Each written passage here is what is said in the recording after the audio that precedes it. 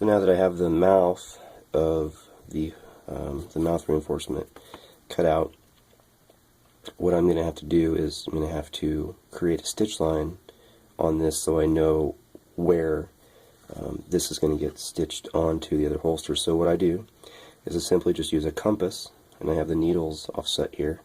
I don't use the lead on there. But what I do is I just have an area that a certain amount, less than just under 1/4 of an inch, that I like to have that. And all I do is I trace around the outside very carefully, and it's going to etch, taking careful considerations of the corners here. It's going to just put a line into the leather.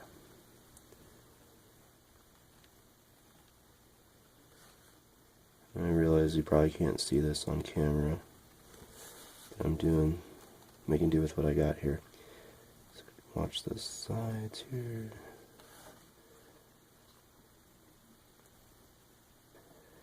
Now, come across the top side here.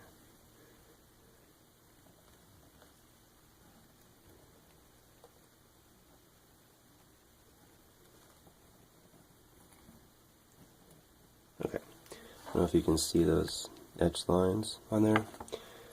So that's going to be the stitch line, and now I'm not going to make this change this adjustment, because if I do that, then I'll have to just match it back up later. So I'm going to leave it right there. I have this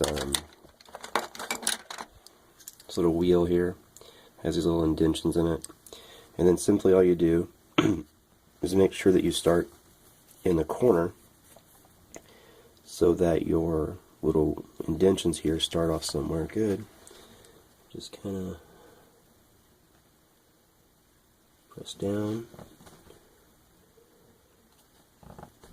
And you can see what it does is it's going to tell me where I need to punch holes for the sewing later, because I sew these by hand. I won't bore you with that whole process, but you can see what it's doing there. And so I'll follow that all the way around. I'll be mindful of the corners and where these end up, and make sure that the stitches end in the corners. If I have to fudge the corner a little bit, I will. So I'm not going to waste everybody's time making you watch that whole process, but I'm going to finish this up, and then I will move on to the next step.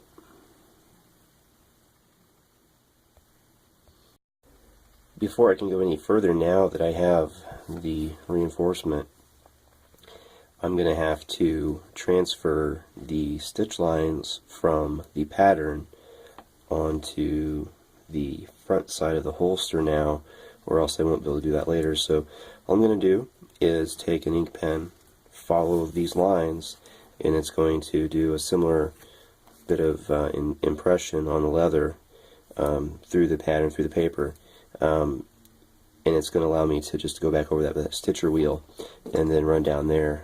So it's just a very simple process. Just going to run down the lines.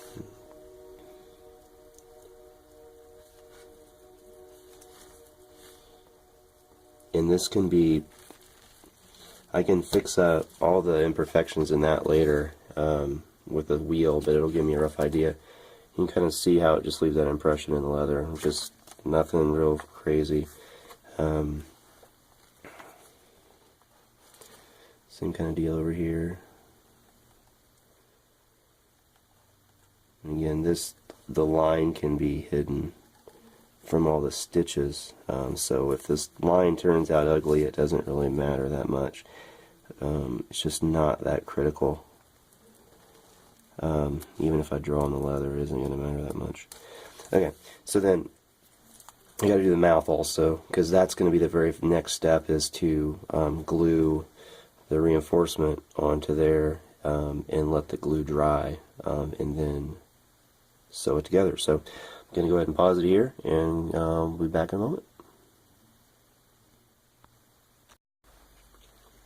Well, now I need to glue this piece onto the front side of the holster body, and for that I use barge cement, and this works really well And this is simply being glued only so it stays in place while I'm sewing it. So it's not a really structural portion right now.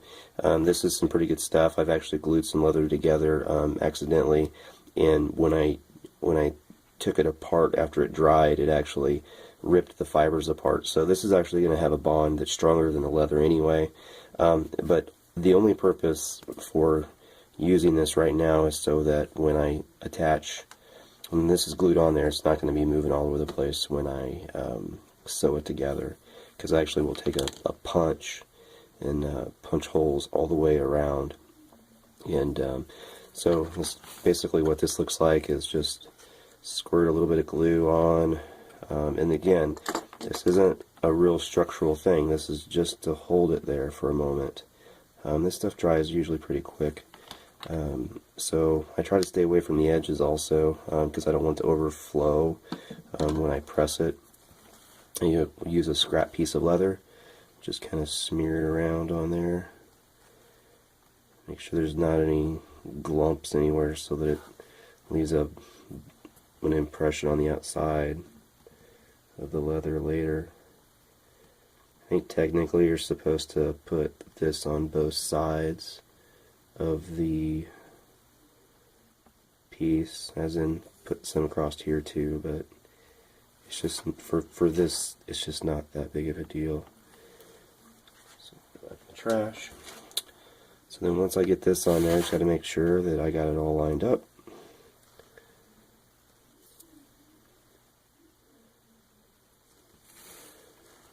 And here.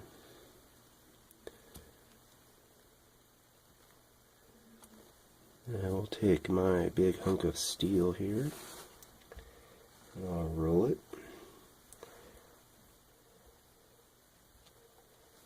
Just kind of get that on there good.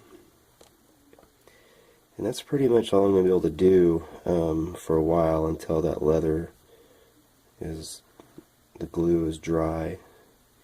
I don't want to rush the process. After I get that done, I'm going to have to clean these lines up across here, and I'll have to burnish the edges up to the stitch lines, because this will get sewn on, and I'll have to burnish and clean up. Actually, like these corners here, what I'll actually use is a Dremel tool, and I may not even show that.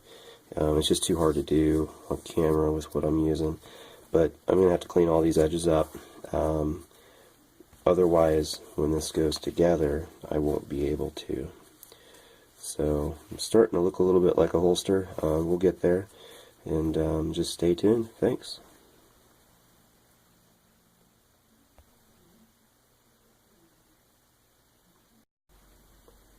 I'm quickly figuring out that if I'm going to do very many of these videos like this, that I need to come up with a different system for holding my phone to video these. So it's becoming quite the challenge to be able to put everything.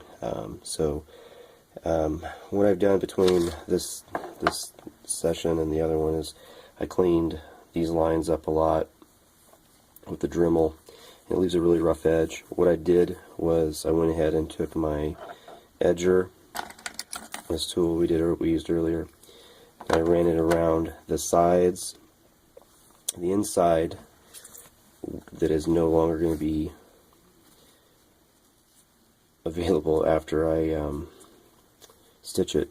And what I didn't want to do is go all the way around, because if I did, then when these two pieces go together, there'd be a gap there.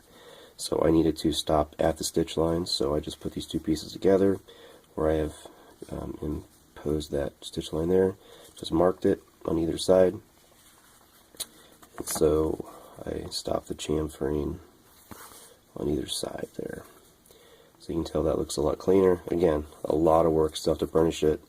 Probably shape that a little bit more in there, but I can get to that later. So now, this is going to be punching holes.